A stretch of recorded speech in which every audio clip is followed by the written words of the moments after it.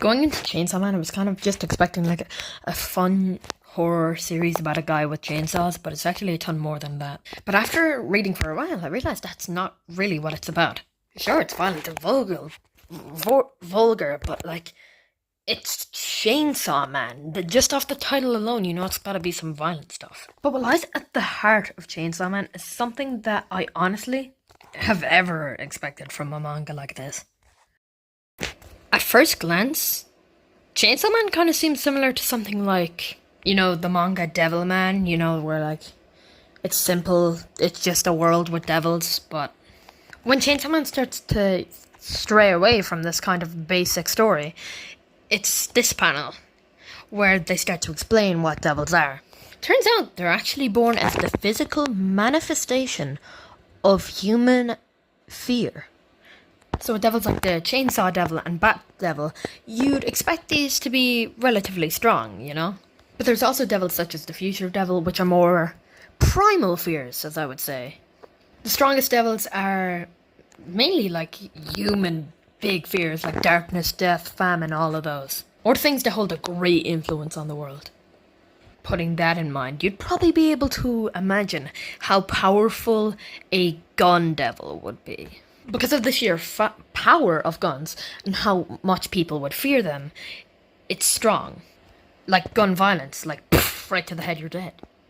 And so the gun devil has enough strength to kill nearly 1 million people in a couple of seconds. And also it was able to kill like a good amount of the people all around the world in an attack that just lasted 5 minutes. Now that's just one of the things that makes the Chainsaw Man universe unique, and probably the only thing I'm probably going to be covering in today's episode. Also, uncovering the mysteries and learning about, like, the secrets of Chainsaw Man also makes it a great story. Okay, so we see this world through the eyes of our main character, Denji Hayakawa. At a young age, he witnessed his father commit suicide. Not only leaving him alone, but also leaving a debt to the Yakuza that Denji has to pay off. Unfortunate start, but it's just Denji's life. Also, the Yakuza just exploits him for money, like most of his life. I think they probably added a bit more onto his debt than the dad actually had. Leaving him with just his dog Pochita, a shack, and barely enough money for food. Denji dreams of the day where he can pay off his debt so he can finally be happy. And he also, does stupid things to get money, willingly degrades himself, and sells some of his body parts to make some money, hence his eye. If that wasn't bad enough, after making a deal with the zombie devil, the Yakuza betray and kill Denji. Now, as he lies dead in a pile of garbage, Pochita makes one final request. Denji, show me your dreams. And after sacrificing his life, Pochita gives up his heart to Denji, turning Denji into Chainsaw Man! With Denji's new power, he takes it upon himself to brutally massacre all of the zombies there so he can pay off his debt with how much he's killed. And that's where he runs into Makima and joins the Devil Hunters. That's chapter 1. Now, this is a major turning point for Denji. And Makima works for public safety, of course. And she's also going to be a twist villain. God damn it. That's just Chainsaw Man. While working for them, Denji can eat all the bread he wants and can live a normal life, which completes his dream. Pretty W first volume. Oh, and he also sleeps in a very nice bed.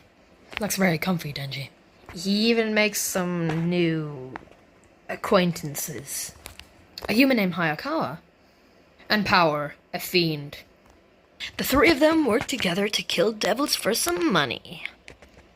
And this goes on for a little while, and Denji finally feels like he's crossed the line to his dream.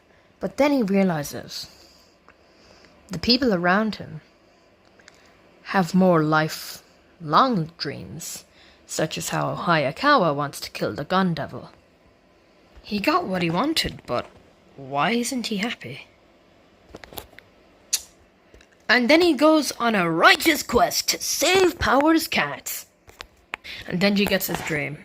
And then he's just sitting there like, I defeated the Bat Devil and got my dream, but that's it? And he has to sign some paperwork for killing the Bat Devil dead. So he kind of seems out of it. Denji, is something bothering you? And he says, I finally got my hands on something I've been chasing all this time. But once I grabbed onto them, it was nowhere near as great as I thought it would be. And he feels like, and now it's like, when I have a different goal, when I finally reach it, am I just gonna think that it was better chasing when I was still chasing after it? Which is another, fair point that makes Chainsaw Man good. He was finally able to live the life that he actually dreamed of, and then when he's finally all completed, it's like an emptiness almost. But he's not necessarily sad, you know? And yeah, let's just say it gets a lot worse for Denji. Such as how Makima makes him open the door. And kills Power right in front of him. Yeah, things get a lot worse, Denji. But right after it, we see the triumphant return of the character that even though they were only gone for a couple of chapters, their presence was missed. And of course, I'm talking about Pochita! Let's go! It's Angela! Yeah! Pochita! Now, even though I kind of gave this a happy ending with it ending with Pochita being back, in all seriousness, what makes Chainsaw Man different is Tatsuki Fujimoto's writing.